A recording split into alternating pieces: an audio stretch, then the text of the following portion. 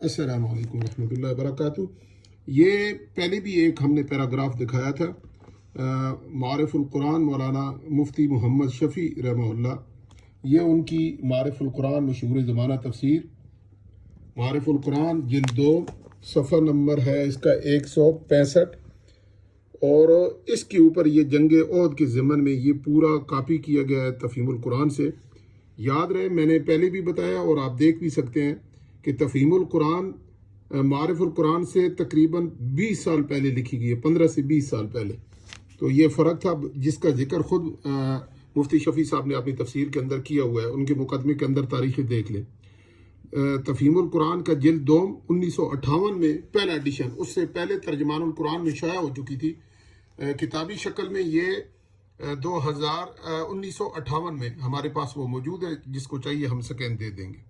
یہ ہے، آپ دیکھ لیں، یہ پورا انہوں نے، یہ اور دوسری یہ عبارت ہے، یہ ہے تفہیم القرآن، تفہیم القرآن صفحہ نمبر 285 جلد اول، یہ آپ دیکھ سکتے ہیں، یہ پورا پیراگراف یہاں سے کاپی کر لیا گیا ہے، ٹھیک ہے، چند الفاظ بدلے ہیں، باقی پورا کیفا 3 یا 4 انہوں نے الفاظ تبدیل کیے ہیں، اور باقی لفظ بلفظ پوری کاپی ماری ہے، ٹھیک ہے، یہ دیکھ لیں۔ اگر یہ الفاظ اس کے اندر یہ نہ ہو، ایسا نہ ہو، تو ہم جناب نمبر ہمارا آپ کے پاس ہے، انشاءاللہ منہ مانگا انعام دیں گے۔